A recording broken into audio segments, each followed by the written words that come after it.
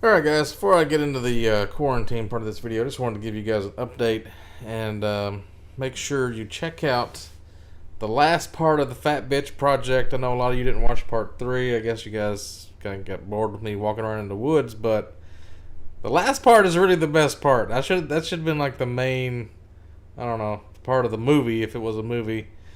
Definitely watch the last part. That's when it gets good. And also watch this video coming up called Pole Barn Demolition. If you want to see T2 doing some crazy shit, this may be one of the craziest things I've ever done.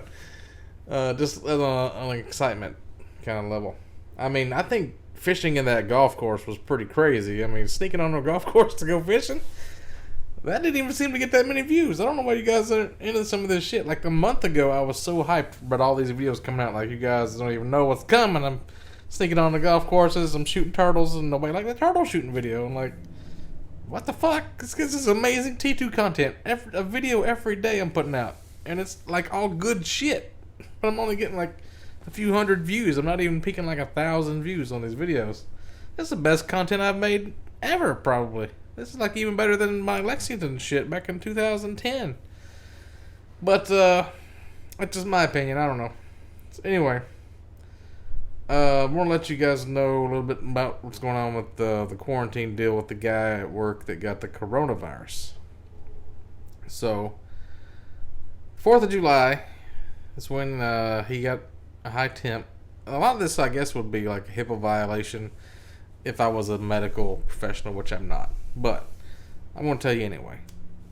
If I told people at work what was going on, they'd probably, like, half the plant wouldn't even be at work. They would just stay home.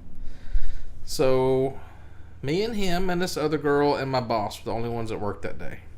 And then like a UPS guy and a FedEx guy came in. So, we all had to get tested once he came back positive. So that Monday after the 5th, it was like the 7th. Right? Or the 4th, it was the 7th. I went and got tested. They got tested here in town because they had doctors here in town, I guess. And they got their results back in like 2 days and they went back to work. Took mine like a week or 6 days, work days, whatever. So I went back to work this week last week, Tuesday. So I don't know if the workers know. Maybe the workers think that I had coronavirus and I recovered from it, or maybe they don't even know if somebody actually tested positive. Maybe they just thought he had a high temperature and got quarantined. But he had no symptoms the whole time he was off work. Also, I was off for like part of 2 different weeks. So I think I'm going to get a $600 bonus for both of those weeks. I'll have an extra $1,200. And I'm going to be getting a VR system. I'm going to buy a new truck with some of the money I've got saved up right now. Not a new truck, but like a shitty new truck for me. Like a $2,000 or $3,000 truck to haul shit around from my house in my backyard. But I'm also going to get a VR system. I'll make another video about which VR system I'm going to get because I've been debating on it. But some money coming my way. And so I worked all that week. And he was supposed to start back to work this week. And he did. He came into work Monday. Still no symptoms. But as far as we know, he's positive for coronavirus. See, the thing about the quarantine, the 2 weeks thing is, that's how long it takes it to get out of your system once your symptoms start. But his symptoms never did start. He was asymptomatic, or they just hasn't, what do you call that period, incubated in him long enough for, like, here's another thing I discovered when I was doing my research from the Harvard website. If you get tested on the very first day you're exposed to coronavirus, you're always going to have a false negative because it hasn't had time to incubate enough virus up in your nostrils when they do the nasal swab. If you get tested 4 days after you're exposed, then you have like a 40% chance of it being a false negative. So it's about a 50-50. We got tested 3 days after, so it's like about a 55% chance that it's going to be wrong. So what's the point of even doing it? It's like flipping a coin. That doesn't tell you any results at all. So I could have it right now. She could have it right now, and my boss could have it right now. Except my boss, he got an antibody test and it came up negative, so he's never had it apparently. But also, I guess we're less likely to have it because if he was asymptomatic, you're less likely to transmit it to somebody else. Of course, I was sharing food with him though. He didn't actually hand me any food. He had a chicken strip on a plate, and he said, "Hey, you want some chicken strips?" I was like, "Yeah," and I took a chicken strip. He didn't hand it to me.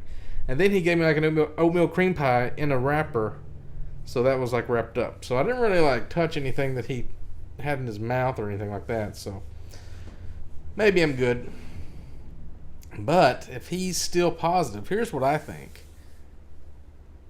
There was a thing, I was trying to show my boss this. It said, after 10 days, they can be back around people again if they've been positive. And then underneath that, it said, where permitting, or if it's available, you should have tests done and have 2 negative results within a 24-hour period. And my boss was telling me, I'm not going to make him do something that we didn't have to do. We all have to treat everybody equally, And I'm like, yeah, but we had to produce a negative test result showing we don't have the virus. He never had to do that, and he's positive. He's the one that the most likely to have it. I mean, if anybody should have to produce a negative test result, it's the guy that is positive for coronavirus, right? I told my boss, I made an analogy. I said, you don't wipe your ass one time and assume that all the shit's gone. You keep going back and checking until it's clean. You got to get that stuff out of there. It's the guy that has coronavirus, he needs to produce a negative test result. You don't just assume after 14 days he's good and send him back to work with everybody. That's stupid and dangerous, right? Am I crazy? Look at this burn I got on my arm. It just appeared out of nowhere like a ghost burn. I may have put it on a pan when I was making mac and cheese, but I was just sitting there one day and watching TV, and I was like, man, my arm hurts. What the fuck? I'm burned. It just appeared. Anyway, I don't think coronavirus would do that. But, yeah, so this other guy, the guy that's one of the head guys of this plant I work at, he came out today and he was saying, my boss was asking him something about it, trying to get his opinion. And he said, yeah, we had a case where somebody quarantined for 14 days, and then they started having symptoms, and then that's really when the quarantine should have started, not before. So we had to re-quarantine her again for 2 weeks, because once the symptoms start, that's when they're contagious. And I looking at my boss, I was like, do you hear what he's saying? He hasn't even started having symptoms yet. This is the time right now he should be quarantined. Because if he does start to have symptoms, then we're all fucked. But he's working with us, and it's hot out, and he's sweating. We're all sweating. So that's bodily fluid. It's going to start getting on stuff. I don't know what's going to happen. This seems super sketchy to me. What do you guys think about it? Y'all know anything about... I mean, experts don't even know anything about this. They just know it's really easily transferable. Does that mean if you have one contact, if it's a 95% chance of transferring it, one contact is a 95% chance, and we're constantly in contact with him, so it's we have to keep rolling a 95 or higher every time we go near him or something? Oh God, we're screwed. I don't know.